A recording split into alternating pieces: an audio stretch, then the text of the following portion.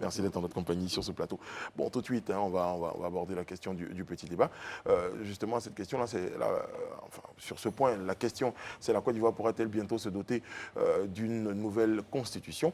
André Bois, eh bien, c'est une proposition signée Simone Gbagbo, accompagnée de certains de ses amis, ses camarades. Oui, mais avant d'aller là, il faut savoir que Simone Gbagbo donc, fait une déclaration à la suite d'une rencontre avec un certain nombre de partis politiques et de mouvements de la société civile. Et ils réagissent d'abord sur leur non-participation, leur non-implication au dialogue politique. Donc à partir de là, ils disent que bon, voilà, eux qui ont une proposition à faire, par exemple sur la Constitution, trouvent anormal de ne pas être conviés à ce grand rendez-vous politique et de dialogue politique entre les différents acteurs de la société ivoirienne. Et donc, voilà, il pose le problème de l'inclusivité de cette rencontre et du coup, de la possibilité de débattre de cette question, sans doute qui leur tient à cœur.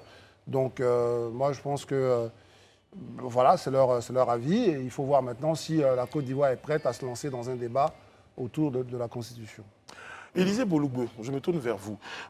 André parlait tout à l'heure, lorsqu'il plantait le décor, du fait que ces partis politiques-là revendiquent une certaine participation ou dénoncent leur non-participation au dialogue politique. Mais mon petit souci, c'est le timing. Le dialogue politique reprend normalement demain. Et depuis lors, il n'avait pas été convié déjà aux premières sessions. Pourquoi maintenant ? Ben, je pense que peut-être qu'ils ont choisi de parler maintenant, c'est parce qu'ils avaient voulu laisser la chance certainement aux autorités durant tout ce temps-là de, je dirais, rectifier le tir. Je suppose que c'est dans cette dynamique-là. Mais une chose est certaine, on ne peut pas avoir tous les acteurs politiques dans le cadre du dialogue politique. C'est un peu compliqué. Parce que là, je rappelle que pour le dialogue politique, on a une vingtaine de partis politiques et je crois 26 organisations de la société civile. Donc, quand on comptabilise, on se rend évidemment compte que la Côte d'Ivoire n'est pas juste constituée d'une vingtaine de partis politiques, encore moins de 26 organisations de la société civile. Donc, tout le monde ne peut pas, ou du moins n'a pas été convié, en dehors même de ces groupes qui le revendiquent. Et je ne dirais pas que c'est dommage, pas dans le cadre, mais je pense que peut-être il va falloir qu'on entrevoie cette possibilité-là de rendre beaucoup plus inclusif, en fait, ce dialogue politique-là. C'est important, en tout cas, qu'on puisse écouter les différentes chapelles, qu'on puisse écouter l'avis des uns et des autres, parce que ça y va, à mon sens, de la stabilité et de la cohésion tant recherchée aussi bien par les pouvoirs publics que par l'opposition. Tout à fait. Alors, ce qui est dénoncé est tout à fait légitime.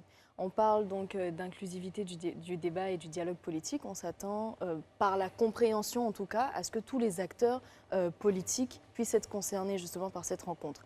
Élisée le souligne très très bien quand il nous dit que tout le monde ne peut pas être là. Mais l'idée ici, c'est de trouver des solutions qui fassent que tout le monde puisse avoir son mot à dire. Créer une plateforme, pourquoi pas, ou aller sur, par exemple, un système de représentation. Quand on prend, par exemple, les acteurs de la société civile, on sait que certains sont représentés. Ces acteurs-là, eux, pourraient recueillir donc auprès de leurs amis de la société civile tout ce type de recommandations qu'ils pourraient faire remonter. Parce que l'idée ici, ce n'est pas seulement de voir des gens assis à cette table de discussion, mais c'est de voir toutes les idées recueillies et déposées sur cette table de discussion. Très bien.